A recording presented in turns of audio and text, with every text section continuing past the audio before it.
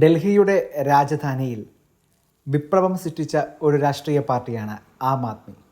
ഡൽഹിയിൽ നിന്ന് പഞ്ചാബിലേക്ക് ചരിത്രം സൃഷ്ടിച്ചുകൊണ്ട് ആം ആദ്മി മുന്നേറുന്നു. കേരളത്തിലും പാർട്ടി വലിയ രീതിയിൽ സജീവമായ പ്രവർത്തനങ്ങളിൽ ഏർപ്പെട്ടുകൊണ്ടിരിക്കുന്ന ഒരു സമയമാണിത്. ഗുജറാത്ത് തെരഞ്ഞെടുപ്പിനെയൊക്കെ സജീവമായി പാർട്ടി നോക്കിക്കാണുന്ന ഈ സമയത്ത് ആം ആദ്മി പാർട്ടിയുടെ മുന്നോട്ടുള്ള പ്രതീക്ഷകൾ എന്തൊക്കെയാണ്? കേരളത്തിൽ എന്തൊക്കെയാണ് ആം ആദ്മി മുന്നോട്ട് വെക്കുന്ന പ്രചരണ തന്ത്രം, അല്ലെങ്കിൽ ഏതൊക്കെ വിഷയങ്ങളാണ് ആം ആദ്മി പാർട്ടി മുന്നോട്ട് വെക്കുന്നത്?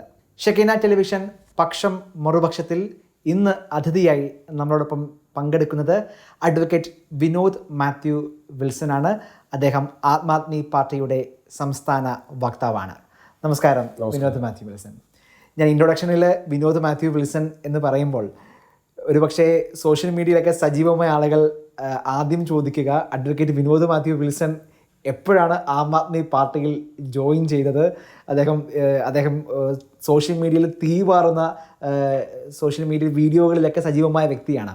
അപ്പം ഒരു രാഷ്ട്രീയ പാർട്ടിയുടെ ഭാഗമായി ഔദ്യോഗികമായിട്ട് മാറി എന്നൊരു വാർത്ത പോലും ഒരുപക്ഷെ അധികം ആളുകൾ അറിയുന്നത് ഈ ഒരു അഭിമുഖത്തിലൂടെ ആയിരിക്കും. അപ്പോൾ അവിടെ തന്നെ തുടങ്ങാം.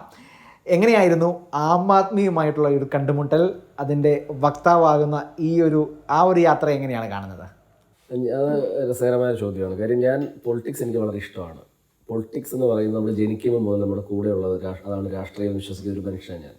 എനിക്ക് രാഷ്ട്രീയക്കാരുടെ പ്രഭാഷണം കേൾക്കാൻ ഇഷ്ടം. എൻ്റെ ചെറിയ പ്രായത്തിൽ തന്നെ എൻ്റെ അപ്പ പൊളിറ്റിക്സിൽ ഉണ്ടായിരുന്നു. ആ സമയത്ത് പഠിപ്പിക്കുന്ന സമയത്ത് അപ്പോൾ ഞാൻ രാഷ്ട്രീയ പ്രസംഗം കേൾക്കാൻ പോകുമായിരുന്നു. അത് ഏത് രാഷ്ട്രീയ പാർട്ടിയിലെയും ഗംഭീരമായി പ്രസംഗിക്കുന്നത്, എം വി രാഘവൻ്റെയൊക്കെ പ്രസംഗം കേൾക്കാനായിട്ട് മണിക്കൂറുകൾ പോയി കാത്തു നിന്ന അനുഭവമൊക്കെ എനിക്കുണ്ട്. ആർ ബാലകൃഷ്ണനുള്ള പ്രസംഗം വളരെ ജ്വലിക്കുന്ന പ്രസംഗം, ആൾക്കാരെ സ്പിരിറ്റിലാകുന്ന പ്രസംഗം എനിക്ക് വളരെ ഇഷ്ടമാണ്. അപ്പം പൊളിറ്റിക്സ് നമ്മുടെ കൂടെ ഉള്ളതാണ്. ഈ പൊളിറ്റിക്സ് എന്ന് പറയുമ്പോൾ ഞാൻ പറഞ്ഞില്ല, ഞാൻ എപ്പോഴും പറയാറുണ്ട് കക്ഷി രാഷ്ട്രീയവും രാഷ്ട്രീയവും രണ്ടാണ്. രാഷ്ട്രീയം എന്ന് പറഞ്ഞാൽ ഞാൻ ജനിക്കുമ്പോൾ എൻ്റെ കൂടെ ഉണ്ട്. ഞാൻ കഴിക്കുന്ന ഭക്ഷണത്തിൽ പൊളിറ്റിക്സ് ഉണ്ട്. അതുകൊണ്ടാണ് നമ്മൾ ഈ ഭക്ഷണത്തെ കാര്യത്തെ പറ്റി പറയുമ്പോൾ പശുവിൻ്റെ മാംസം കഴിക്കുന്നവർ തല്ലിക്കൊല്ലപ്പെടുന്ന രാജ്യമാണ് ഇന്ത്യ. അത് അവരുടെ പൊളിറ്റിക്സ് ആണ്. അവരെ എതിർക്കുന്നവർക്ക് മറ്റൊരു പൊളിറ്റിക്സ് ഉണ്ട്. പശു ഒരു പൊളിറ്റിക്സ് ആണ്, ഒരു ഭക്ഷണ രീതി പോലെ. അതുപോലെ വസ്ത്രം ഒരു പൊളിറ്റിക്സ് ആണ്. ചില ആൾക്കാർ വസ്ത്രം ധരിച്ചു കഴിയുമ്പോൾ ആ വസ്ത്രം ധരിക്കുന്നവർ ഇന്ത്യ വിരുദ്ധരാണെന്ന് പ്രധാനമന്ത്രി അടക്കം പറയുന്ന രാജ്യമാണിത്. അപ്പം നമ്മുടെ വസ്ത്രത്തിലും യാത്രയിലും ഭക്ഷണത്തിലും ഒക്കെ പൊളിറ്റിക്സ് ഉണ്ട്.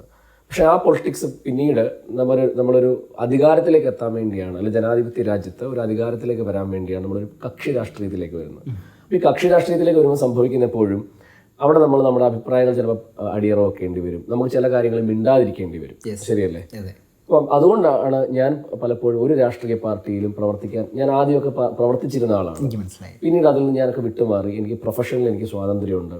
എനിക്ക് അഭിപ്രായം, ഞാൻ സോഷ്യൽ മീഡിയയിൽ ചിലപ്പോൾ എനിക്കിപ്പോഴും ഓർമ്മയാണ്, ചിലർ വിചാരിക്കും ഞാൻ കോൺഗ്രസ് ആണെന്ന് വിചാരിക്കും ചില സമയത്ത്. ചിലർ വിചാരിക്കും. ഞാൻ അങ്ങയുടെ ഫേസ്ബുക്കിൽ ഡിസ്ക്രിപ്ഷൻ ഇട്ടിരിക്കുന്നത് ഇങ്ങനെയാണ്: എൻ്റെ ഇഷ്ടപ്പെട്ട പോസ്റ്റുകൾ അന്വേഷിച്ച് വരുന്നവർ, അല്ലെങ്കിൽ അത് കണ്ട് എന്നെ ഫോളോ ചെയ്യുന്നവർ, ഞാൻ പറയുന്ന അപ്രിയമായ കാര്യങ്ങൾ കാണുമ്പോഴും അത് സഹിച്ചോണോന്നാണ്, പൊക്കോണോന്നാണ് ഇട്ടിരിക്കുന്നത്. ഞാനത് വളരെ കൗതുകത്തോടെ. അപ്പോൾ ഈ പറയാൻ വന്ന് ശ്രമിക്കുന്നത് കാര്യങ്ങൾ ഇതൊക്കെ തന്നെയാണ്. അതായത് ഞാൻ ആദ്യം ഒരു വീഡിയോ ചെയ്ത് ഭയങ്കര വൈറലായി. അന്ന് ഷൈല ടീച്ചർ ആരോഗ്യമന്ത്രിയാണ് കോവിഡ് സമയത്ത്.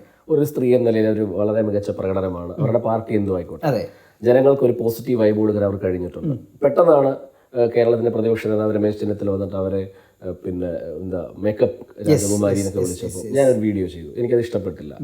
അത് ഭയങ്കര വൈറലായ വീഡിയോ. അപ്പം എൻ്റെ പേജിലേക്ക് വന്ന് ഫോളോ ചെയ്ത് ലൈക്ക് ചെയ്ത് മൊത്തം CPI അനുഭാവികളാണ്. അപ്പം ഞാൻ ചിരിച്ചു. അത് കാരണം എനിക്കറിയാം നാളെ ഞാൻ തിരിച്ച് വീഡിയോ ചെയ്യുമ്പോൾ ഇവരെന്നെ ചീത്ത വിളിക്കും.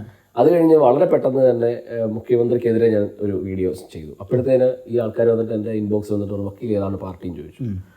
ചിലപ്പം ചില വിഷയത്തിൽ നമ്മൾ പല വിഷയങ്ങളും നമ്മുടെ വിഷയാടിസ്ഥാനത്തിലാണ് നമ്മുടെ നിലപാടുകൾ, അല്ലാതെ ഒരിക്കലും അഭിപ്രായ ഇരുമ്പലൊക്കെ ഒന്നുമല്ല. അഭിപ്രായം എന്ന് പറഞ്ഞാൽ മാറാം. അപ്പം ഞാൻ ആം ആദ്മിയിലേക്ക് വരാൻ കാര്യം, എനിക്ക് പൊളിറ്റിക്സ് ഇഷ്ടമാണ്.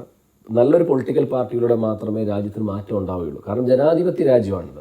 അപ്പോൾ ഇവിടെ അധികാരത്തിൽ MLA, MP, മന്ത്രി, മുഖ്യമന്ത്രി ആയാൽ മാത്രമല്ലേ എനിക്കൊരു ചേഞ്ച് കൊണ്ടുവരാൻ പറ്റുള്ളൂ. അല്ലാതെ ഞാൻ എത്ര ഇവിടെ സംസാരിച്ചിട്ടും ചേഞ്ച് ഒന്നും കൊണ്ടുവരില്ല.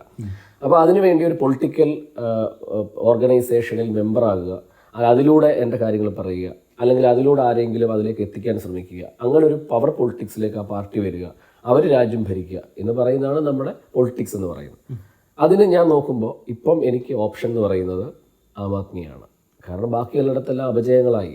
ബാക്കി ഇപ്പം മാർക്സിസ്റ്റ് പാർട്ടിയെ സംബന്ധിച്ച് പറയുകയാണെങ്കിൽ നല്ല ആശയമൊക്കെ വളരെ മനോഹരമാണ്. പക്ഷേ ആശയത്തിലാണോ പാർട്ടി പ്രവർത്തിക്കുന്നത്? അവർ പോലും സമ്മതിക്കും ആശയമൊക്കെ തീർന്നു എന്ന്. ആമാശയ രാഷ്ട്രീയമാണ്. കോൺഗ്രസിനെ സംബന്ധിച്ച് പറഞ്ഞു കഴിഞ്ഞാൽ വളരെ മനോഹരമായ ജനാധിപത്യ മനോഹാരിതയുള്ളൊരു പാർട്ടിയാണ്. ശരിയല്ലേ? അഭിപ്രായങ്ങൾ പറയാം, വിമർശിക്കാം, നേതാവിനെ വിമർശിക്കാം. ഒരു ഭയങ്കര വളരെ ഇന്ത്യയിൽ എനിക്ക് തോന്നുന്നു ഇത്രയും മനോഹരമായ ഒരു പൊളിറ്റിക്കൽ ഓർഗനൈസേഷൻ ഇന്ത്യയിൽ അല്ല ലോകത്ത് വേറെ ഇല്ല. പക്ഷെ എന്താ പ്രശ്നം? അത് അധികാരത്തിന് വേണ്ടി മാത്രം, അഴിമതിക്ക് വേണ്ടി മാത്രം, അല്ലെ ആളാകാൻ വേണ്ടി മാത്രം ആവുന്നു. അല്ല രാജ്യത്തോട് കൂറില്ല, നേതാക്കന്മാർക്ക് പരസ്പരം കൂറില്ല, അണികൾക്കില്ല. അതെല്ലാം ഒരു ഷോ ഓഫ് ആകുന്നു. ഇപ്പം BJP-യിലേക്ക് നമുക്ക് പോകാൻ പറ്റില്ല. കാര്യം എന്താണെന്ന് വെച്ച് കഴിഞ്ഞാൽ അവർ ഈ പണ്ട് വിവേകാനന്ദൻ ചിക്കാഗോയിൽ പ്രസംഗിക്കുമ്പോൾ അദ്ദേഹം പറഞ്ഞത്, എൻ്റെ രാജ്യത്താണ് അതായത് ഈ ഒഴിവാക്കൽ എന്നൊരു പദം ഉണ്ടല്ലോ, നമ്മൾ എല്ലാവരെയും ഒഴിവാക്കുക, അങ്ങനെ ഒരു ഒഴിവാക്കൽ എന്ന പദം എന്ന് പറയുന്നത് പോലെ അദ്ദേഹത്തിന് ഇഷ്ടമല്ല. എല്ലാവരെയും ഉൾക്കൊള്ളുക എന്ന് പറയുന്നത് BJP-ക്ക് അത് പറ്റത്തില്ല. അവരുടെ ബേസിക് ആശയം എന്ന് പറയുന്നത് ചില ആൾക്കാരെ മാറ്റി നിർത്തുക എന്നുള്ളതാണ്. അപ്പോൾ ഇവിടെ വികസനം, അഴിമതിരഹിതം, വർഗീയതയില്ലായ്മ, ന്യൂ ജനറേഷൻ പിള്ളേരെ ആകർഷിക്കണ്ടേ? വേണ്ടേ? അല്ലെങ്കിൽ ഇനി പൊളിറ്റിക്സ് മുമ്പോട്ട് പോകുമോ? കാരണം ഇപ്പോൾ 18 വയസ്സുള്ള ആൾക്ക് 25 വയസ്സുള്ള ആൾക്ക് ചെറുപ്പക്കാരൻ നമ്മുടെ നാട്ടിൽ ഒരു 10 വർഷം കഴിയുമ്പോൾ ഇപ്പോഴത്തെ 40 വയസ്സുകാർ 50 വയസ്സുകാരാവും. പുതിയ ജനറേഷൻ വരണ്ടേ? പുതിയ ജനറേഷന് ഈ പൊളിറ്റിക്സിൽ ഇന്ത്യയുടെ ഏതെങ്കിലും പൊളിറ്റിക്കൽ പാർട്ടിയുടെ താല്പര്യമുണ്ടോ? അവർ ശ്രദ്ധിക്കുന്നുണ്ടോ? ഇല്ല. അവരവരുടെ ലോകത്തല്ലേ, ബിസിനസ്സും പണവും ലഹരിയും സിനിമയും, അങ്ങനെ അവർ പോവല്ലേ. ഇവർ പൊളിറ്റിക്സിൽ വരണ്ടേ? ഇവർ പൊളിറ്റിക്സ് വരാതെ എപ്പോഴും കുറേ ഗുണ്ടകളും അഴിമതിക്കാരും ഒരു പണിയില്ലാത്തവരുമാണ് നമ്മളെ ഭരിക്കുന്നതെങ്കിൽ ഇപ്പം എൻ്റെ മോൾക്ക് 9 വയസ്സായി, അവൾ 25 വയസ്സിൽ ഈ രാജ്യത്തെ ഒരു പൗരയായിട്ട് ജോലിക്ക് ഇറങ്ങുമ്പോൾ അവളെ ഭരിക്കുന്ന അവളെക്കാളും ബുദ്ധിയില്ലാത്ത അല്ലെ ഗുണ്ടകളായിട്ടുള്ള ആൾക്കാരാണെങ്കിൽ നമ്മുടെ രാജ്യം ഇവിടെ പോയി നിൽക്കും. അപ്പോൾ അവരെ ആകർഷിക്കണ്ടേ? ഇവരെല്ലാം ആകർഷിക്കാൻ കഴിയുന്ന ഇന്ത്യയിൽ ഇപ്പോഴുള്ള ഒരു പൊളിറ്റിക്കൽ ഓർഗനൈസേഷൻ, ഒരു പ്രസ്ഥാനം, മൂവ്മെന്റ്സ് എന്ന് പറയുന്നത് ആം ആദ്മിയാണെന്ന് എനിക്ക് തോന്നി. അതുകൊണ്ടാണ് അതിൽ ആം ആദ്മിയിൽ വരുന്നത്. തീർച്ചയായിട്ടും. അപ്പോൾ കേരളത്തിലെ ആം ആദ്മിയുടെ ഇപ്പോഴത്തെ മുന്നോട്ടുള്ള അജണ്ടകൾ, അല്ലെങ്കിൽ മുന്നോട്ട് അവർ വെക്കുന്ന, നിങ്ങൾ വെക്കുന്ന ചിന്തകൾ എന്തൊക്കെയാണ്? കേരളത്തിന് ഇതുവരെ കേരളം കാണാത്ത, അല്ലെങ്കിൽ കേരളത്തിന് പരിചയമില്ലാത്ത ഏതൊക്കെ കാര്യങ്ങളായിരിക്കും നിങ്ങളുടെ ശ്രദ്ധ? ഏതൊക്കെ വിഷയങ്ങളായിരിക്കും നിങ്ങൾ സമൂഹം ചർച്ച ചെയ്യണമെന്ന് ആഗ്രഹിക്കുന്നത്? അല്ല, നമുക്ക് പൊളിറ്റിക്കൽ സ്ട്രാറ്റജി എല്ലാം തുറന്നു പറയാൻ കഴിയില്ല. ആം ആദ്മി പാർട്ടി എന്നാൽ നിങ്ങൾ മുന്നോട്ട് വെക്കുന്നത് വികസനം, അഴിമതിരഹിതം. അത് വലിയൊരു സംഭവമല്ലേ. നമ്മുടെ ഈ സ്വാതന്ത്ര്യം കിട്ടിയ 75 നമ്മളിപ്പം ആഘോഷിക്കുക, 75ാം സ്വാതന്ത്ര്യ വർഷം വലിയ വിശാലമായിട്ട് ആഘോഷിക്കുന്നു. പക്ഷെ അഴിമതിയുടെ കുത്തരങ്ങൾ എല്ലായിടത്തും. അതായത് 100 കോടി രൂപയുടെ ഒരു പാലം പണിയുമ്പോൾ, നമ്മൾ പാലാരട്ടം പാലം കണ്ടതല്ലേ, അതിൽ ഉപയോഗിക്കുന്ന ക്വാളിറ്റി, മെറ്റീരിയൽ, ഈ ഇതിൻ്റെ ടെൻഡർ വിളിക്കുന്ന സമയം മുതൽ, ഇതിൻ്റെ മെറ്റീരിയൽസ് പർച്ചേസ് ചെയ്യുന്ന മൂവ്മെൻറ്റ്സ് മുതൽ, അല്ലെങ്കിൽ ഇത് അവിടെ എത്തി അതിൻ്റെ എക്സിക്യൂഷൻ നടക്കുന്ന സാഹചര്യം വരെ എവിടെല്ലാം പണം പോകുന്നത്, എത്രയോ വർഷം എടുത്തിട്ടാണ് ഒരു പ്രോജക്റ്റുകൾ വരുന്നത്. അപ്പം എനിക്കറിയാം, കൊല്ലം ബൈപ്പാസ് എന്ന് പറയുന്നത് 66 വർഷങ്ങൾക്ക് മുമ്പ് കൊല്ലം ബൈപ്പാസ് ടെൻഡർ ചെയ്തതാണ്. അന്ന് ടെൻഡർ വെച്ച പണത്തെക്കാളും എത്രയോ ഇരട്ടിയാണ് ഇപ്പോൾ അത് പൂർത്തിയാക്കിയപ്പോൾ വന്നത്. ഒരുപക്ഷെ ഇച്ഛാശക്തിയുള്ള ആർജവമുള്ള നേതാക്കന്മാരുണ്ടായിരുന്നെങ്കിൽ ഖജനാവിൽ എത്രയോ പണം ലാഭിക്കാമായിരുന്നു. ആ പണം ഇവിടെ എങ്ങനെയാ? നിങ്ങൾ നോക്കൂ, ഇപ്പം അങ്ങനെ നോക്കൂ, ഇവിടെ എന്ന് വെച്ച് കഴിഞ്ഞാൽ എങ്ങനെയാണ് സൗജന്യം കൊടുക്കുന്നത്? ഇവിടെ സൗജന്യം കൊടുക്കുന്നത്, കിറ്റ് കൊടുക്കുന്നത് എങ്ങനെയാണ്? കടമെടുത്തിട്ടാണ്, അല്ലേ? 500 കോടി രൂപ, 1500 കോടി രൂപ ഓവർ ഡ്രാഫ്റ്റിൽ കടമെടുത്തിട്ടാണ് ഓണത്തിന് കിറ്റ് കൊടുത്തത്. കേജ്രിവാൾ കിറ്റ് കൊടുക്കുന്നത് കടമെടുത്തിട്ടല്ല. കേജ്രിവാൾ കിറ്റ് കൊടുക്കുന്നത്, സൗജന്യം കൊടുക്കുന്നത്, അഴിമതി ഇല്ല, വളരെ സ്പീഡി പ്രോജക്റ്റുകൾ ചെയ്യും. സ്വാഭാവികമായിട്ടും 100 കോടി, ഇപ്പോഴത്തെ ഇതിൽ 100 കോടി രൂപയുടെ ഒരു പദ്ധതിയാണെങ്കിൽ അദ്ദേഹം 75 കോടിക്ക് അത് പൂർത്തിയാക്കുന്നു. ബാക്കി പണം എക്സ്ചക്കറിലേക്ക് വരുന്നു. ആ പണം സൗജന്യമായി ചെയ്യുന്നു. ഇങ്ങനെയല്ലേ കൊടുക്കണ്ടേ? അപ്പോൾ അതാണ് ഇതിൻ്റെ ഒരു പ്രത്യേകത. അതായത് വിത്തെടുത്ത് കുത്തുക എന്ന് പറയുന്ന ഒരു പരിപാടിയുണ്ട്. കടം വാങ്ങിച്ചു ശ്രീലങ്കയിലൊക്കെ നമ്മൾ കണ്ടത്. ഇത് വലിയ ഫിനാൻസ് ഒന്നും പഠിക്കേണ്ട കാര്യമൊന്നുമില്ല, ശരിയല്ലേ? സാമ്പത്തിക ശാസ്ത്രം വലിയ അരച്ച് കലക്കി കുടിക്കേണ്ട കാര്യമൊന്നുമില്ല. നമ്മൾ കണ്ടുകൊണ്ടിരിക്കുകയാണ്. കടം വാങ്ങിച്ച് എത്ര നാൾ പോകാൻ പറ്റും? അപ്പം നമ്മൾ ഇന്ത്യയിലെ പൊളിറ്റിക്സ് നമ്മൾ ഉദ്ദേശിക്കുന്നത്, ആം ആദ്മി പാർട്ടി പറയുന്നത്, ഇവിടെയുള്ള മനുഷ്യശേഷി അല്ലെ സാമ്പത്തികം അത് അഴിമതിയിലൂടെ നശിച്ചു പോകാതെ, അല്ലെങ്കിൽ അനാവശ്യ ദൂർത്തുകളിലൂടെ, അല്ലെങ്കിൽ നേതാക്കന്മാരുടെ ആഡംബര ജീവിതത്തിലൂടെ പോകാതെ അത് സാധാരണക്കാർക്ക് കൊടുക്കുക, സാധാരണക്കാർക്ക് വെൽഫെയർ കൊടുക്കുക എന്നുള്ളതാണ് ഈ പാർട്ടി. വെൽഫെയർ പാർട്ടി എന്നാണ് പറയുന്നത്. അതുകൊണ്ടാണ് ഒരു വെൽഫെയർ ഫീലാണ് നമ്മൾ പറയുന്നത്. കേരളത്തിൽ പോലും സൗജന്യമായി വൈദ്യുതി കൊടുക്കും ആം ആദ്മി എന്ന നിലയിലാണ് ആം ആദ്മിയുടെ സോഷ്യൽ മീഡിയ പേജുകളിലൂടെയൊക്കെ നോക്കുമ്പോൾ മനസ്സിലാക്കുന്ന കാര്യം. പക്ഷെ അതൊക്കെ എത്ര റിയലിസ്റ്റിക് ആയിട്ട് സാധ്യമായ കാര്യമാണോ? കേരളത്തിൽ സൗജന്യമായി വൈദ്യുതി കൊടുക്കുക സാധ്യമാണോ? അത് തീർച്ചയായിട്ടും കേരളത്തിൽ സൗജന്യ വൈദ്യുതി കൊടുക്കാൻ കഴിയുമല്ലോ. കേരളം വൈദ്യുതി ഉൽപ്പാദിപ്പിക്കുന്ന സംസ്ഥാനമല്ലേ. ബേസിക്കലി നമുക്ക് പവർ ഉണ്ടല്ലോ, കൊടുക്കാം. പക്ഷേ അത് എത്രത്തോളം കൊടുക്കുന്നു ആം ആദ്മി ഇതുവരെ ഔദ്യോഗികമായിട്ടൊന്നും പറഞ്ഞിട്ടില്ല. അത് ഇവിടുത്തെ സോഷ്യൽ മീഡിയയിലൊക്കെ ആം ആദ്മി വന്നു കഴിഞ്ഞ് ഇത്ര കൊടുക്കും എന്നൊക്കെ പറയുന്നത് ഔദ്യോഗികമായി പാർട്ടിയുടെ ഇതുവരെ പറഞ്ഞിട്ടില്ല. പാർട്ടി ഒരു സംസ്ഥാനത്തും പോയി ഇതുവരെ അത് പറഞ്ഞിട്ടില്ല. ഇപ്പോൾ ഗുജറാത്ത് ഇലക്ഷൻ സമയത്ത് ആ ഇലക്ഷൻ സമയമാകുമ്പോഴാണ് അത്തരം ഒരു ടീം ബിൽഡ് ചെയ്തിട്ടാണ്, അല്ലെങ്കിൽ അതിന് കൃത്യമായ ഒരു പ്ലാൻ ഉണ്ടാവും. അതിനുശേഷം മാത്രമേ എത്ര കൊടുക്കുകയുള്ളൂ, അത് എങ്ങനെ കൊടുക്കും, അത് സബ്സിഡി കൊടുക്കുകയാണോ. ഇപ്പം ഡൽഹിയിലൊക്കെ എന്ന് പറഞ്ഞു കഴിഞ്ഞാൽ 200 യൂണിറ്റ് വൈദ്യുതി ഒരു മാസം ഫ്രീ ആണ്. അതിനുശേഷം ആ വൈദ്യുതി കുറച്ച് ഉപയോഗിക്കുന്നവർക്ക് അവരുടെ വൈദ്യുതി ബില്ല് 50% സബ്സിഡി കൊടുക്കുന്നുണ്ട്. വൈദ്യുതി പാഴാക്കുന്നതും വിഷയമല്ല നമ്മുടെ വീടുകളിൽ. അപ്പം സബ്സിഡി കിട്ടാൻ വേണ്ടിയിട്ട് അനാവശ്യ ലൈറ്റുകൾ കുറയ്ക്കുക, അപ്പം ഇങ്ങനെ കാര്യങ്ങൾ ഇങ്ങനെയൊക്കെയാണ് പ്ലാൻ ചെയ്യുക. അതിനെന്ന് പറഞ്ഞു കഴിഞ്ഞാൽ നല്ല എന്താ പറയുക, ഈ ബുദ്ധിയുള്ള അല്ലെങ്കിൽ ഐഡിയാസ് ഉള്ള കൃത്യമായിട്ട് ബിസിനസ് പഠിച്ചിട്ടുള്ളവരൊക്കെ ഇതിൽ പ്ലാൻ ചെയ്ത് വന്നു കഴിഞ്ഞാൽ ഇതൊക്കെ ചെയ്യാൻ പറ്റുന്ന സംസ്ഥാനം തന്നെയാണ് കേരളം. ഇവിടെ ഒരുപാട് റിസോഴ്സസ് ഉണ്ട്. ഇവിടെ ടൂറിസ്റ്റ് മേഖല വളരെ ഗംഭീരമാണ്. അപ്പോൾ ഇതൊക്കെ ചെയ്യണമെങ്കിൽ ഈ പൊളിറ്റിക്സിൻ്റെ അല്ലെങ്കിൽ ഈ കക്ഷി രാഷ്ട്രീയത്തിൻ്റെ അതിപ്രസരം മാറി എൻ്റെ പാർട്ടി ചെയ്യുന്ന തെറ്റാണെങ്കിൽ അത് തെറ്റാണെന്ന് ചൂണ്ടിക്കാണിക്കാൻ കഴിയുന്ന രാഷ്ട്രീയ പ്രസ്ഥാനങ്ങൾ ഭരിച്ചാൽ മാത്രമേ അത് നടക്കുകയുള്ളൂ. ഇവിടെ അഴിമതി കാണിച്ചാൽ ആ അഴിമതിക്കാരനെ സപ്പോർട്ട് ചെയ്യുന്ന പൊളിറ്റിക്സാണ്. അത് കോൺഗ്രസ് ആണെങ്കിലും കമ്മ്യൂണിസ്റ്റ് ആണെങ്കിലും ഈവൻ BJP നാളെ വന്നാലും അവരുടെ പാർട്ടി ചെയ്യുന്ന എല്ലാ കാര്യങ്ങളും ശരിയാണ്, തെറ്റ് ചെയ്താൽ അതും ശരിയാണെന്ന് പറയുന്നത് പൊളിറ്റിക്സ് ഉണ്ട്. അത് മാറിയേ പറ്റുള്ളൂ. യെസ്. ഈ കേരളത്തിലേക്ക് വരുമ്പോൾ ആം ആദ്മി പാർട്ടി കേരളത്തിൽ സാന്നിധ്യം വഹിച്ച് എത്രയോ കാലമാകുന്നു. പക്ഷേ ആ നിലയ്ക്ക് ജനങ്ങളെ സ്വാധീനിക്കാനോ അല്ലെങ്കിൽ തെരഞ്ഞെടുപ്പുകളിൽ ഒരു നിർണായക ശക്തിയാകാനോ ആം ആദ്മിക്ക് എന്തുകൊണ്ടായിരിക്കും ഇത്ര കാലമായിട്ടും സാധിക്കാതെ വരുന്നത്? ആ നിലയ്ക്ക് ഇപ്പോൾ ഡൽഹിയിലെ ഉദാഹരണമൊക്കെ നമ്മുടെ മുമ്പിലേക്ക് വരുമ്പോൾ പോലും ആ നിലയ്ക്കുള്ള ഒരു കാര്യങ്ങൾ റിപ്ലിക്കേറ്റ് ചെയ്യാൻ തക്കവണ്ണം കേരളത്തിൽ അത് സാധിക്കാതെ വരുന്നത് എന്തുകൊണ്ടായിരിക്കും? അത് കേരളത്തിൻ്റെ ഒരു നിലവിലുള്ള ഒരു പൊളിറ്റിക്കൽ സംവിധാനമാണോ നിങ്ങളുടെ പ്രശ്നം, അതോ നിങ്ങളുടെ പ്രവർത്തനങ്ങൾ കൃത്യമായി ജനങ്ങളിലേക്ക് എത്താതെ പോകുന്നത് കൊണ്ടാണോ? രണ്ട് ചോദ്യം വളരെ പ്രസക്തമാണ്. ആദ്യത്തെ ചോദ്യത്തിൻ്റെ എന്തുകൊണ്ടാണ് ഞങ്ങളുടെ പ്രവർത്തനത്തിൻ്റെ ആണോ എന്നുള്ളതിന് മറുപടി പറയുന്നതിന് മുമ്പ് 2012 ഈ പാർട്ടി ഫോം ചെയ്യുന്നത്. ഈ പാർട്ടി ഫോം ചെയ്യുമ്പോൾ ഇതിന് വലിയ രാഷ്ട്രീയ പ്രത്യയശാസ്ത്ര പിൻബലമൊന്നുമില്ല, അല്ലേ? ശരി, ഇത് രാഷ്ട്രീയ കമ്മ്യൂണിസ്റ്റ് മാർക്സിസ്റ്റ് പാർട്ടിയെ പോലെ വൈരുദ്ധ്യ ഭൗതികവാദം പറഞ്ഞിട്ടൊന്നുമല്ല ഇത് വരുന്നത്. ഇത് ജനങ്ങൾ ഫസ്ട്രേറ്റഡ് ആണ്.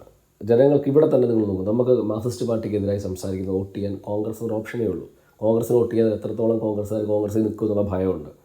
സത്യപ്രതിജ്ഞ ചെയ്ത് ഭരണഘടനയിലും മതഗ്രന്ഥത്തിലും സത്യപ്രതിജ്ഞ ചെയ്തിട്ടാണ് ഗോവയിലെ MLA-മാർ അങ്ങോട്ട് പോയത്. തീർച്ചയായും ആ ഭയമുണ്ട്. പവർ പൊളിറ്റിക്സ് ആണ് അവർ.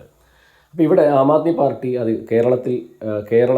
കേരളത്തിൻ്റെ ഒരു സവിശേഷ സാഹചര്യമുണ്ട്. മറ്റു സംസ്ഥാനങ്ങൾ പോലെയല്ല. ഇവിടെ പറഞ്ഞാൽ വളരെ ചിന്തിക്കുന്ന അല്ലെങ്കിൽ വളരെ ഗംഭീരമായിട്ട് സംഘടനാ ബോധമുള്ള ഒരു ജനവിഭാഗം നമുക്കിടയിലുണ്ട്. 60% കേരളത്തിൽ 65% കേരളത്തിലെ വോട്ട് ചെയ്യുന്നത്. നമ്മൾ ഇലക്ഷൻ വന്നാൽ 65% നമ്മുടെ നാട്ടിൽ വോട്ടുള്ളൂ. ബാക്കി ഒരു 35% കേരളത്തിന് പുറത്താണ്. ശരിയല്ലേ? ഈ കേരളത്തിന് പുറത്തുള്ള വോട്ട് കേരളത്തിലേക്ക് വോട്ട് ചെയ്യാൻ വരണം. അപ്പോഴേ ചേഞ്ച് ഉണ്ടാവുള്ളൂ. കാരണം ഇവിടെ 65%-ൽ 28% കമ്മ്യൂണിസ്റ്റ് മാർക്സിസ്റ്റ് പാർട്ടിയുടെ കാലാകാലങ്ങളായിട്ടുള്ള ചിഹ്നം കണ്ടു വോട്ട് ചെയ്യുന്നവരാണ്. ശരിയല്ലേ? അവരെ നേതാവിനെ നോക്കാറില്ല, ആരാണ് മത്സരിക്കുന്നത്, ചിഹ്നം കണ്ടുപോയി വോട്ട് ചെയ്യും. ചിഹ്നം കൊടുത്തായിരുന്നു സ്ലിപ്പിൽ, ഇപ്പോഴും ചിഹ്നം കണ്ടുകൂട്ടി. ഒരു 26% വോട്ട് കോൺഗ്രസിൻ്റെ വോട്ടാണ്. പിന്നെ വർഗീയ വോട്ടുകൾ ഒരു 10-15 BJPക്ക് അത് വളർത്താൻ പറ്റിയിട്ടില്ല, വളരത്തുമില്ല. അപ്പോൾ ഈ വോട്ടുകൾ ഇങ്ങനെ കാലാകാലങ്ങളിൽ പോവുക. ഈ കോട്ടകൊത്തളങ്ങൾ പിടിച്ചെടുക്കുക എന്ന് പറയുന്നത് ബാലികേറാമല തന്നെയാണ്, സംശയമൊന്നുമില്ല. ഇപ്പോൾ ഉദാഹരണം കുടുംബശ്രീ, ശരിയല്ലേ? കുടുംബശ്രീ പ്രസ്ഥാനങ്ങൾ, പിന്നെ അതുപോലെ തന്നെ അംഗൻവാടി സമൂഹങ്ങൾ, പിന്നെ അതുപോലെ തന്നെ ഒരുപാട് ഇത്തരത്തിലുള്ള ഗ്രൂപ്പുകൾ ഇതെല്ലാം ഫോം ചെയ്ത് വെച്ചേക്കുകയാണ്. ഈ ഗ്രൂപ്പുകളിലൂടെയാണ് പൊളിറ്റിക്സ് പുറത്തേക്ക് ഇറങ്ങുന്നത്. അവർക്ക് കൊച്ചു കൊച്ചു ജോലികൾ, കൊച്ചു കൊച്ചു സഹായങ്ങൾ, ചെറിയ ചെറിയ കിറ്റുകൾ, ചെറിയ ആനുകൂല്യങ്ങൾ, പെൻഷനുകൾ. അപ്പം അവരുടെ ഉള്ളിലേക്ക് കയറി ചെന്ന് ക്യാമ്പയിൻ ചെയ്ത് അവരെ പൊളിച്ചെടുക്കുക എന്ന് പറയുന്നത് വലിയ പ്രയാസം തന്നെ. അതിന് ആം ആദ്മി പാർട്ടി മുമ്പോട്ട് വെക്കുന്ന ഏറ്റവും വലിയ, ഇപ്പോൾ ആം ആദ്മി പാർട്ടി കേരളത്തിൽ, ഞാൻ തീർത്ത് പറയുകയാണ്, ആം ആദ്മി പാർട്ടി കേരളത്തിൽ സജീവമായി അല്ലെങ്കിൽ ആം ആദ്മി കേരളം പിടിക്കണമെന്ന് ആഗ്രഹിച്ചിട്ട് എനിക്ക് തോന്നുന്നു 2-3 വർഷങ്ങളെ ആയിട്ടുള്ളൂ. അതിനുമ്പ് 2012 സാന്നിധ്യമുണ്ട്. ഇടയ്ക്ക് വെച്ച് അതിന്റെ പ്രസിഡന്റ് പോലും ഇല്ലാണ്ടായി കളഞ്ഞിട്ട് പോയവരുണ്ട്. ഇപ്പം പക്ഷേ അങ്ങനെയല്ല, സീരിയസ് ആയിട്ട് കേരളം ഫോക്കസ് ചെയ്യുന്നുണ്ട്. 2026 നിയമസഭാ തെരഞ്ഞെടുപ്പാണ് പാർട്ടിയുടെ ഏറ്റവും വലിയ ലക്ഷ്യം. ലോക്സഭാ തെരഞ്ഞെടുപ്പിലേക്ക് പാർട്ടി അതിൻ്റെ ഒരുപക്ഷെ എല്ലായിടത്തും സ്ഥാനാർത്ഥികൾക്ക് ഉണ്ടാകുമ്പോൾ പോലും സംഘടന അത്രത്തോളം ചലിച്ച് വരണം എന്നില്ല. പക്ഷെ ഇപ്പം നമ്മൾ മുമ്പോട്ട് വെക്കുന്ന ഏറ്റവും വലിയ ക്യാമ്പയിൻ എന്ന് പറയുന്നത് ഡോർ ടു ഡോർ ക്യാമ്പയിനാണ്. അത് പാർട്ടിയുടെ നിയോജക മണ്ഡലം അടിസ്ഥാനത്തിൽ, അസംബ്ലി മണ്ഡലം അടിസ്ഥാനത്തിൽ വാർഡ് അടിസ്ഥാനത്തിൽ ഗംഭീരമായി പോകുന്നുണ്ട്. Door to door campaign. അതിലൂടെയാണ് നമ്മൾ പറയുന്നത്. നമ്മളൊരു കമ്മ്യൂണിസ്റ്റുകാരുടെ വീട്ടിലോട്ടോ കോൺഗ്രസ്സുകാരുടെ വീട്ടിലോട്ടോ നമ്മൾ നിഷ്പക്ഷരായിട്ട് ചിന്തിക്കുന്നവർ വീട്ടിൽ സംസാരിക്കുകയാണ്. അത് ഗംഭീരമായിട്ട് അടിത്തട്ടിൽ നടക്കുന്നുണ്ട്. അത് ഡൽഹിയിലും പഞ്ചാബിലും ഇപ്പോൾ ഗുജറാത്തിൽ നമ്മൾ കാണുന്നുണ്ടല്ലോ. മീഡിയാസ് എല്ലാം തടഞ്ഞു വെച്ചാൽ പോലും ഗുജറാത്തിലെ ഗ്രാമങ്ങളിലൊക്കെ പോയി ജനസഭ കൂടുന്നത് കാണുന്നുണ്ട്. അത് അവിടെ പരീക്ഷിച്ച് വിജയിച്ച സ്ട്രാറ്റജിയാണ് അത്. കാരണം 1-to-1 കോൺവെർസേഷനാണ്. ഞാൻ അങ്ങോട്ട് സംസാരിക്കുന്ന പോലെ നിന്ന് സംസാരിക്കുകയാണ്. ആ സ്ട്രാറ്റജി കേരളത്തിൽ വരും. കേരളത്തിൽ മാറ്റം ഉണ്ടാവും തന്നെയാണ് പ്രതീക്ഷ. അപ്പോൾ കേരളത്തിലെ ജനങ്ങളെ നമുക്ക് കൃത്യമായി ഈ നിലയ്ക്ക് സ്വാധീനിക്കാൻ ഇതുവരെ സാധിക്കാതിരുന്നത്, എൻ്റെ ചോദ്യം വളരെ ഡയറക്റ്റാണ്. കേരളം പോലെ വളരെയധികം മതപരമായിട്ട് അല്ലെങ്കിൽ ജാതീയപരമായിട്ടുള്ള വേർതിരിവുകളും അല്ലെങ്കിൽ ആളുകളെ സ്ഥാനാർത്ഥി നിർണയത്തിൽ പോലും അത്തരം സമവാക്യങ്ങളൊക്കെ ഉള്ള ഒരു സംസ്ഥാനത്ത് എത്ര കണ്ട് സാധ്യതയുണ്ട് ആം ആദ്മി പാർട്ടിക്ക് ആ നിലയ്ക്കുള്ള മുന്നേറ്റം കാഴ്ചവെക്കുവാൻ? അത് ആശങ്കപ്പെടുത്തുന്നുണ്ടോ ആം ആദ്മിയെ? അല്ല, അതിനേക്കാളും വലിയ ജാതീയ സമവാക്യമുള്ള രാജ്യമാണല്ലോ ഇപ്പം ഗുജറാത്തിൽ. സംസ്ഥാനമാണ് ഗുജറാത്തിൽ ഗ്രൗണ്ട് നമ്മളിപ്പോഴത്തെ റിയാലിറ്റി മനസ്സിലാക്കിയാൽ എങ്ങനെയായാലും അധികാരത്തിന്റെ അടുത്തേക്ക് എത്താൻ സാധിക്കുമെന്ന് എല്ലാവരും മനസ്സിലാക്കി കഴിഞ്ഞു. അപ്പൊ അത്ര ജാതീയത ഒന്നും കേരളത്തിലില്ല. കേരളത്തിലെ ജാതീയത എന്ന് പറയുന്നത് നമുക്കറിയാം, പവർ പൊളിറ്റിക്സിലേക്ക് എത്താനുള്ള ജാതീയത മാത്രമേ ഉള്ളൂ. അല്ലാതെ ആൾക്കാരെ അടുത്ത് നിർത്താത്ത ജാതീയത ഒന്നും ഇപ്പൊ കേരളത്തിൽ തീർച്ചയായിട്ടും. അപ്പോൾ അവിടെ കേരളത്തിന്റെ ഒരു പ്രത്യേകത, അധികാരത്തിൽ വരാൻ ആർക്കാണോ സാധ്യത അവിടെ വോട്ട് ചെയ്യും. നമ്മുടെ വോട്ട് രീതി അങ്ങനെയാണ്. എൻ്റെ ചോദ്യം അതിലേക്ക് തന്നെയാണ്. ആ നിലയ്ക്കുള്ള കോൺഫിഡൻസിന് വേണ്ടിയാണോ ഇപ്പോൾ 2020 പോലുള്ള സംവിധാനങ്ങളുമായിട്ട് ഒരു മുന്നേറ്റം, അവർ തമ്മിൽ ഒരു അലയൻസിലേക്ക് കേരളത്തിൽ വരുന്നു? അരവിന്ദ് കെജ്രിവാളിൻ്റെ സാന്നിധ്യമൊക്കെ കേരളത്തിൽ വലിയ വാർത്താ ശ്രദ്ധ പിടിച്ചു പറ്റുന്ന സാഹചര്യമൊക്കെ ഉണ്ടായി. അത്തരത്തിലുള്ള അലയൻസുകളൊക്കെ 2026 മുന്നിൽ നിർത്തിക്കൊണ്ടുള്ള ഒരു മുന്നേറ്റത്തിൻ്റെ ഭാഗമായിട്ട് തന്നെ വിലയിരുത്താം. തീർച്ചയായിട്ടും 2020 അലയൻസ് എന്ന് പറയും. 2020 എന്ന് പറയുമ്പോൾ ഔദ്യോഗികമായിട്ട് പറയുകയാണെങ്കിൽ 2020 പാർട്ടിയുമായിട്ട് നമ്മളൊരു ഒരു ഒരു ഒരു പ്ലാറ്റ്ഫോമാണ് അവിടെ ഉപയോഗിച്ചത്. കേജ്രിവാൾ നാട്ടിലേക്ക് വരുന്ന സമയത്ത് അദ്ദേഹത്തിന് വന്ന് ഇറങ്ങുന്ന ഒരു പ്ലാറ്റ്ഫോം ആവശ്യമാണ്. അദ്ദേഹത്തിന് ജനം സ്വാഭാവികമായും കേരളത്തിൽ ഞാൻ ഈ പറഞ്ഞ കോൺഗ്രസ്, കമ്മ്യൂണിസ്റ്റ്, BJP കഴിഞ്ഞ് വിജയിച്ച ഒരു പൊളിറ്റിക്സ് രീതിയാണ് 2020. നമുക്ക് അവരെ കുറ്റം പറയാൻ സാധിക്കും. അവർക്ക് പഞ്ചായത്ത് MLA-മാരുണ്ട്, പഞ്ചായത്ത് ഭരിക്കുന്നുണ്ട്. സത്യമല്ലേ? അതാ ജനം വോട്ട് ചെയ്തിട്ടല്ലേ. അവിടെ ജനത്തെ വോട്ട് ചെയ്യിപ്പിച്ചത് കള്ള വോട്ടാണെന്ന് അഭിപ്രായമില്ല. ഇവിടെ കിറ്റ് കൊടുത്തിട്ടാണ് സത്യത്തിൽ മാർക്സിസ്റ്റ് പാർട്ടി കഴിഞ്ഞ തവണ അധികാരത്തിൽ വന്നത്. ശരിയല്ലേ? കിറ്റായിരുന്നു ലാസ്റ്റിലത്തെ ഹോപ്പ്. അപ്പം അവർ തന്നെ പറയുന്നത് അപ്പുറത്ത് സാബു ജേക്കബ് കിറ്റ് കൊടുത്തിട്ടും സൗജന്യങ്ങൾ വോട്ട് ചെയ്യുന്നതെന്ന്. അപ്പോൾ അവിടെ രണ്ടിടത്തും മനുഷ്യരാണ് വോട്ട് ചെയ്യുന്നത്. അപ്പോൾ 2020 എന്ന് പറയുന്ന ഒരു ബദൽ പ്ലാറ്റ്ഫോമാണ്.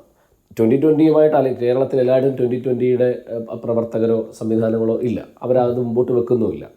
അപ്പോൾ അത്തരത്തിൽ ഈ ഫ്രസ്ട്രേറ്റഡ് ആയിട്ടുള്ള അല്ലെങ്കിൽ ജനം ഫ്രസ്ട്രേറ്റഡ് ആയിട്ടുള്ള അഴിമതി കാണിക്കുന്നവരെ മാറ്റി നിർത്താൻ കഴിയുന്ന പ്ലാറ്റ്ഫോമുകളുമായി ഒന്നിക്കുക എന്ന് പറയുന്നത് ജനാധിപത്യത്തിലുള്ള മുന്നേറ്റങ്ങളുമായിട്ട് ഒരു പക്ഷേ അവർ ആ മുന്നേറ്റങ്ങളുമായിട്ട് ഒരു പക്ഷേ സഹകരിക്കാൻ പറ്റുന്ന മുന്നേറ്റങ്ങളെ തീർച്ചയായിട്ടും സംശയമില്ലല്ലോ. അങ്ങനെ സഹകരിച്ചാലേ മുമ്പോട്ട് പോകാൻ പറ്റുള്ളൂ. കാരണം നമുക്ക് ആരുടെ വോട്ട് വേണ്ടെന്ന് പറയാൻ കഴിയില്ല. ഇപ്പം ഒരു വളരെ രസകരമായ ചോദ്യമുണ്ട്. കോൺഗ്രസ് നമ്മൾ പറയുന്ന കാര്യമുണ്ട്, പിന്നെ കോൺഗ്രസ് മുക്ത അല്ലെങ്കിൽ കോൺഗ്രസിന്റെ വോട്ടാണ് BJPക്ക് കിട്ടുന്നത്, അല്ല ആം ആദ്മി കിട്ടുന്നതെന്ന് പറയുന്നുണ്ട്. ശരിയല്ലേ? കോൺഗ്രസിനെ നശിപ്പിക്കാനാണ് ആം ആദ്മി വന്നതെന്ന് പറയുന്നത്. എൻ്റെ ചോദ്യം വളരെ രസകരമായ ചോദ്യം. ഈ കോൺഗ്രസ് നിൽക്കണമെന്ന് ആർക്കാ ആഗ്രഹം? കോൺഗ്രസ്സുകാർക്കല്ലേ ആഗ്രഹം. നിങ്ങളുടെ വോട്ടിനെ നിങ്ങൾ തടഞ്ഞോ? ഞങ്ങൾ ആം ആദ്മിക്കാരെ ആക്കാതിരിക്കുക. ആ ഒരു വിഷൻ നിങ്ങളുടെ പൊളിറ്റിക്സിൽ നിങ്ങളുടെ ലീഡേഴ്സിന്. പക്ഷേ കോൺഗ്രസ് മുക്ത ഭാരത് എന്നത് BJP മുന്നോട്ട് വെക്കുന്ന ഒരു മുദ്രാവാക്യമാണ്. മാത്രമല്ല BJPയെ സംബന്ധിച്ചിടത്തോളം അത് ആ നിലയ്ക്ക് അവർ ഓപ്പറേറ്റ് ചെയ്യുന്ന ഒരു വലിയൊരു സംവിധാനമാണെന്ന് നമുക്ക് വേണമെങ്കിൽ വിലയിരുത്താം.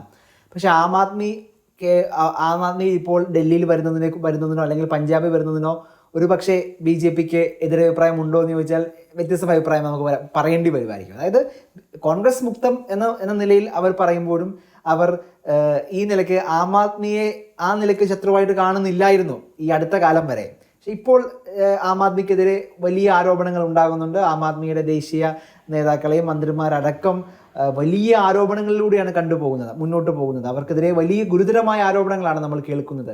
അത്തരത്തിലുള്ള പ്രതിസന്ധികൾ കൂടി പാർട്ടിക്കൊരു ബുദ്ധിമുട്ടുണ്ടാക്കുന്നില്ല ഈ കാലഘട്ടത്തിൽ? ഒരു ബുദ്ധിമുട്ടുമില്ല. ഏത് ആരോപണമാണ് അവർക്ക് ഒരു തെളിവുണ്ടാക്കാൻ പറ്റിയേ? ഇപ്പം നമ്മൾ ഡൽഹിയിലെ വിദ്യാഭ്യാസ മന്ത്രിക്കെതിരെ ED എത്ര മണിക്കൂറാണ് ചോദ്യം ചെയ്തത്? എന്ത് കണ്ടെടുത്തു? അതുകൊണ്ട് സത്യത്തിൽ ഞങ്ങൾ അഭിമാനിക്കുകയാണ്. കാരണം സിസോദിയ എന്ന് പറയുന്ന ഒരു വിദ്യാഭ്യാസ മന്ത്രി ഡൽഹിയിലുണ്ടെന്നും അദ്ദേഹം അതിഗംഭീരമായിട്ട് ദുബായിലടക്കം സൗദിയടക്കം സ്ഥലങ്ങളിൽ പത്രങ്ങളിൽ ഡൽഹിയിലെ വിദ്യാഭ്യാസ രീതികളുടെ സർക്കാർ സ്കൂളുകളിലേക്ക് സ്വകാര്യ സ്കൂളിൽ നിന്ന് പിള്ളേരെ മാറ്റി സർക്കാർ സ്കൂളിൽ ചേർക്കുക 92% വിജയത്തിലേക്ക് എത്തി. സെൽഫ് ഫിനാൻസിങ് സ്കൂളുകളിൽ വിദ്യാഭ്യാസം സാധാരണക്കാർക്ക് ഫ്രീ ആയിട്ട് കൊടുക്കുക, അവിടെ സ്കൂൾ നിലവാരം ഗംഭീരമാക്കി. അപ്പോഴാണ് BJP വിറളി പിടിച്ചത്. BJP എന്തുകൊണ്ടാണ് ഇപ്പോൾ ആം ആദ്മിയെ വേട്ടയാടാൻ തീരുമാനിച്ചത്? ഡൽഹിയിൽ പ്രശ്നമൊന്നും ഉണ്ടായില്ല, കോൺഗ്രസ് ആയിരുന്നു. പഞ്ചാബിൽ പ്രശ്നമില്ല. ഗുജറാത്തിൽ കയറി തുടങ്ങി, ഗുജറാത്തിൻ്റെ ഗ്രൗണ്ടിലിറങ്ങി, ഗുജറാത്ത് പിടിക്കും, ഗുജറാത്തിലേക്ക് രാജ്യത്തിൻ്റെ പ്രധാനമന്ത്രി കാൻഡിഡേറ്റായി മോദിക്ക് വെല്ലുവിളിയായി എല്ലാ ചാനലുകളും ചർച്ചകളിൽ അരവിന്ദ് കെജ്രിവാളിനെ ഉയർത്തുന്നു. ആക്രമിക്കാൻ തുടങ്ങുക, EDയെയും എൻഫോഴ്സ്മെൻറ്റ് ടീമിനെയും മറ്റേനെയും CBI ഒക്കെ വെച്ചിട്ട് അവരെല്ലാം അങ്ങനെയല്ലേ അവരുടെ പൊളിറ്റിക്സ് ഇപ്പോൾ. അപ്പം ഈ ഡൽഹിയിൽ സത്യത്തിൽ ഭരിച്ചുകൊണ്ടിരുന്ന ആരാണ്? കോൺഗ്രസ് ആണ്. കോൺഗ്രസിനെ അധികാരത്തിൽ നിന്ന് മാറ്റിയാണ് അവിടെ ആര് വരുന്നത്? ആം ആദ്മി വരുന്നത്. പഞ്ചാബിൽ അധികാരത്തിൽ ഇരുന്ന ആരാണ്? കോൺഗ്രസ് ആണ്. അവിടെ ആരാ അധികാരത്തിൽ വന്നത്? ആം ആദ്മിയാണ്. ഗുജറാത്തിൽ ഇപ്പോൾ അധികാരത്തിൽ ഇരിക്കുന്ന ആരാണ്? BJP ആണ്. ആ BJP മാറ്റിയായിരിക്കും ആം ആദ്മി വരിക.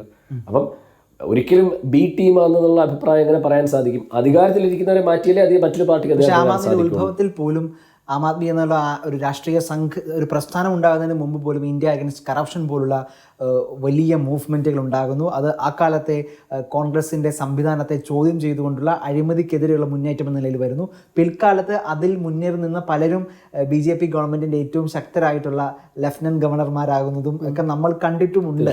ആ നിലയ്ക്ക് നോക്കുകയാണെങ്കിൽ അന്ന് ബാബ രാംദേവിന് ഒപ്പം മുന്നേറ്റം കൊടുത്ത ആ സംവിധാനത്തിൽ കൂടെ നിന്നവരെല്ലാവരും തന്നെ വലിയ രാഷ്ട്രീയ ലക്ഷ്യങ്ങളുമായി മുന്നോട്ട് പോയതൊക്കെ ചേർത്ത് വായിക്കുമ്പോൾ ആ നിലയ്ക്കുള്ള ആരോപണങ്ങൾ നമുക്ക് തള്ളിക്കളയാൻ സാധിക്കത്തില്ല. ആ നിലയ്ക്ക്, കാരണം at the end of the day കോൺഗ്രസിനെ അതിൽ നിന്ന് മാറ്റി വന്നത് BJP ആണ്. അവരുടെ യാത്ര ഇത്രയും നാളും തുടർന്നു വരുന്നു. ശരിക്കും BJPയെ ഇന്ത്യയിൽ അധികാരത്തിൽ എത്തുന്നതിൽ അരവിന്ദ് കെജ്രിവാൾ ഉൾപ്പെടെയുള്ള ആളുകളുടെ ആ മുന്നേറ്റത്തിന് വലിയ പ്രാധാന്യമുണ്ട്. ആ മുന്നേറ്റം നടത്തിയ ആളുകൾ മറ്റൊരു രാഷ്ട്രീയ പാർട്ടി വന്നു എന്നത് അവിടെ എന്നത് വസ്തുതയാണെങ്കിൽ പോലും ആ ആരോപണത്തെ ആ നിലയ്ക്ക് കാണേണ്ടതല്ലേ? അല്ല, ആരോപണത്തെ ആ നിലയ്ക്ക് കാണാൻ സാധിക്കും. പക്ഷേ സത്യത്തിൽ നമ്മൾ നിഷ്പക്ഷമായി ചിന്തിച്ചാൽ അരവിന്ദ് കെജ്രിവാളിൻ്റെ പാർട്ടി 2012 അധികാരത്തിൽ വരുന്നു. ഈ കറപ്ഷനെതിരായിട്ട് വരുന്നു. ഒരു ജനകീയ മുന്നേറ്റത്തിൻ്റെ ഭാഗമായിട്ടാണ് വരുന്നത്.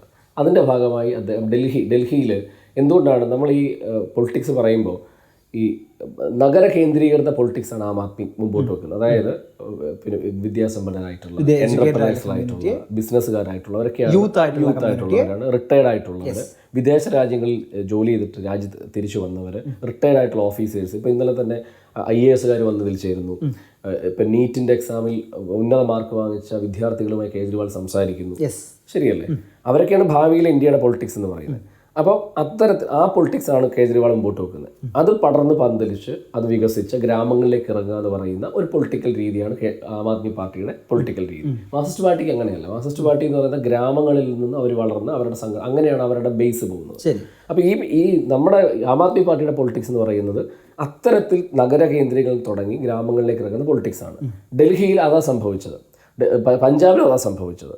ഇപ്പോൾ ഗുജറാത്തിലേക്ക് ആ ഒരു ഇഷ്യൂ എത്തുമ്പോൾ, അല്ലെങ്കിൽ ആ ഒരു പവർ എത്തുമ്പോൾ ആ ഫൈറ്റിൻ്റെ ഓപ്പോസിറ്റ് വരുന്ന BJP ആണ്. അവിടെ കോൺഗ്രസിന് സംഘടനയില്ല, കോൺഗ്രസിന് സംഘടന ബലമില്ല.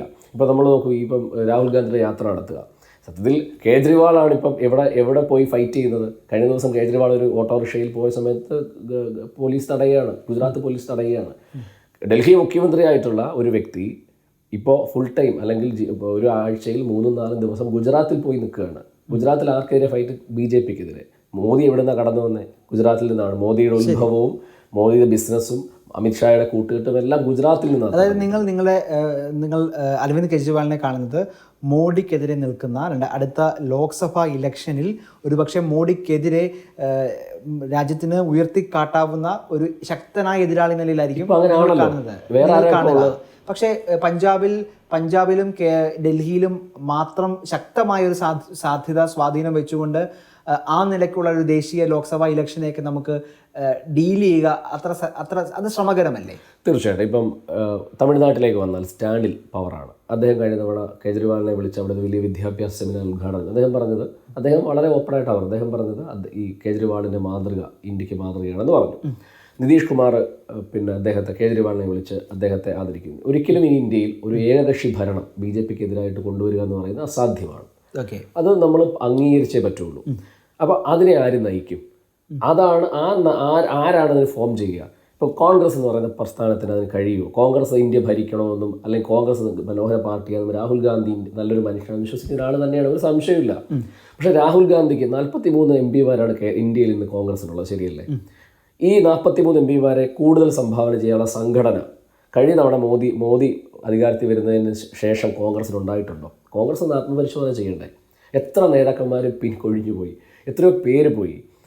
ഏതെങ്കിലും ഒരു സെക്കൻഡ് പൊളിറ്റിക്കൽ ലീഡേഴ്സിനെ അവർ വളർത്തിക്കൊണ്ട് വന്നിട്ടുണ്ടോ? എവിടെയെങ്കിലും രാജ്യത്തെ സംഘടന ഗംഭീര മുമ്പോട്ട് ഇല്ല. അപ്പോൾ അവിടെ ആര് നയിക്കും? ഇപ്പം ഒരിക്കലും മമതാ ബാനർജിക്ക് ഒരു ഇന്ത്യയുടെ പൊളിറ്റിക്കൽ ഐക്കണായിട്ട് മാറാൻ സാധിക്കില്ല. അവരൊരു ബംഗാൾ ഐക്കണാണ്. DMK ദ്രാവിഡ ഫീലുള്ള പാർട്ടികൾക്ക് തമിഴ്നാട്ടിൽ നിന്ന് ഒരു നോർത്തിലേക്ക് ചെല്ലാൻ സാധിക്കില്ല. പക്ഷെ കേജ്രിവാളിനെ സംബന്ധിച്ച് ഗോവയിൽ അക്കൗണ്ട് തുറന്നു. ഇന്ന് കേരളത്തിൽ നമ്മൾ സംസാരിക്കുന്നത് തമിഴ്നാട്ടിൽ ഇത്തരം കടന്നുകയറ്റം വളരെ ബുദ്ധിമുട്ട്, അവരുടെ ഒരു കൾച്ചർ അതാണ്. പക്ഷെ കർണാടകയിൽ, അങ്ങ് പഞ്ചാബിൽ, ഗുജറാത്തിൽ, ഇനി ഹരിയാനയിൽ, അപ്പം ഇന്ത്യയുടെ വിവിധ ഭാഗങ്ങളിൽ, വിവിധ ഗട്ട്സുകളിൽ, വെസ്റ്റേണും ഈസ്റ്റേണും ഉള്ള ഗട്ട്സുകളിൽ ഒരുപോലെ സംസാരിക്കാൻ കഴിയുന്ന ഒരു ഫേസ് ആയിട്ട് മാറി അരവിന്ദ് കെജ്രിവാൾ മാറി എന്നുള്ളത് യാഥാർത്ഥ്യമല്ലേ? ഇപ്പം രാഹുൽ ഗാന്ധി ഇന്ത്യയുടെ മുഴുവൻ ഫേസാക്കാം, അല്ലെങ്കിൽ ഒരു പ്രതിപക്ഷ ഫേസാന്ന് പറയുന്നു. അതേ ഫേസിലേക്ക് മറ്റൊരു ഓപ്ഷൻ രാഹുൽ ഗാന്ധി കഴിഞ്ഞാലെങ്കിലും ഓപ്ഷൻ നമുക്ക് പറയാമല്ലോ കേജ്രിവാളാണെന്ന്. വേറെ ആരാ ഉള്ളതെന്ന് ആലോചിച്ച് നോക്കും. വേറൊരു മോദിക്ക് ബദലായിട്ട് വെക്കാൻ കഴിയുന്ന ഒരു നാഷണൽ ഫേസ് ഉള്ള ഒരു ലീഡർ ഇന്ന് ഇന്ത്യയിലുണ്ടോ? ശരി, കേരളത്തിലേക്ക് വരികയാണെങ്കിൽ കേരളത്തിൽ ഇപ്പോൾ വലിയ രീതിയിൽ വിവാദമാക്കുന്നത് ചില വികസന പ്രവർത്തനങ്ങളാണ്. ഇപ്പം നമുക്കറിയാം, സിൽവർ ലൈൻ പദ്ധതി വലിയ പ്രതീക്ഷയുമായി ഇടതുപക്ഷം അവരുടെ രാഷ്ട്രീയത്തിലെ ഏറ്റവും വലിയ ശക്തമായ നീക്കങ്ങളിലൂടെയാണ് നടപ്പാക്കാനുള്ള മുന്നേറ്റവുമായിട്ട് മുന്നോട്ട് പോകുന്നത്. ഇപ്പോൾ അത് കോടതികൾ ഇടപെടലുകൾ കൊണ്ടൊക്കെ ആകാം, ഒരു പക്ഷേ അതിൽ നിന്ന് പുറകോട്ട് തൽക്കാലം മാറിയിരിക്കുന്നു. ഇങ്ങനെയുള്ള വലിയ വികസന പ്രവർത്തനങ്ങൾ വരുന്നു. ഇപ്പോൾ വിഴിഞ്ഞം പദ്ധതി തന്നെ നമ്മുടെ മുമ്പിലുണ്ട്. അത് ഉമ്മൻചാണ്ടി സർക്കാരിൻ്റെ കാലത്ത് തുടങ്ങുന്നു. എന്നാൽ ഇടതുപക്ഷം അതിന് 100% സപ്പോർട്ടുമായിട്ട് വരുന്നു. ഇപ്പോൾ തീരദേശത്തിന് വലിയ രീതിയിലുള്ള തീരദേശത്തെ ജനതകളുടെ കണ്ണീർ നമ്മൾ ഈ ദിവസങ്ങളിൽ പത്രമാധ്യമങ്ങളിലും ശേഖരനിലവശം പ്രത്യേകിച്ച് നേരിട്ട് കാണുന്നതുമൊക്കെ നമ്മൾ കാണുന്നതാണ്. അപ്പോൾ ഈ ഒരു ഘട്ടത്തിൽ ആം ആദ്മി പാർട്ടി മുന്നോട്ട് വെക്കുന്ന വികസന നയം എങ്ങനെയായിരിക്കും? കേരളം പോലുള്ള വളരെ സെൻസിറ്റീവായിട്ടുള്ള പ്രകൃതിയുടെ വിഭവങ്ങളൊക്കെ വളരെ അധികമുള്ള ഒരു സ്ഥലത്ത് എങ്ങനെയായിരിക്കും ആം ആദ്മി വിഭാവനം ചെയ്യുന്ന വികസന മാതൃക എന്തായിരിക്കും? വികസന മാതൃക പ്രകൃതിയെ മുമ്പിൽ നിർത്തിക്കൊണ്ട് തന്നെയുള്ള വികസന മാതൃക കേരളത്തിന് പറ്റുള്ളൂ. കാരണം കേരളം എന്ന് പറയുന്നത് ഒരു കുഞ്ഞ് പാവയ്ക്ക പോലെ ഒരു സ്ഥലമാണ്. തീരദേശവും മലനാടും ഇടനാടും തീരദേശവും ചെയ്യുന്ന ഒരു സംവിധാനമാണ്. എന്താ പറയുക, അതായത് ജനങ്ങളെ വിശ്വാസത്തിലെടുക്കുന്ന വികസനം മാത്രമേ മുമ്പോട്ട് പോകാൻ സാധിക്കുകയുള്ളൂ. ഇപ്പം കേരളയിൽ വേണ്ട അല്ലെങ്കിൽ വേണ്ട എന്ന് പറയാൻ നമുക്ക് ഒരുപക്ഷെ കഴിയില്ല. പക്ഷെ കേരളയിലേക്കാളും മറ്റൊരു ഓപ്ഷൻ സബർബൻ ട്രെയിൻ അടക്കം മറ്റ് ഗതാഗത സൗകര്യം പ്ലാൻ ചെയ്തിട്ടുണ്ടോ, എന്നിട്ടാണോ നിങ്ങൾ കേരളയിൽ കൊണ്ടുവന്നത് എന്നുള്ളതാണ് നമ്മൾ ബെസ്റ്റ് ഓപ്ഷൻ നോക്കിയിട്ടാണോ നിങ്ങൾ മറ്റൊരു ഓപ്ഷൻ.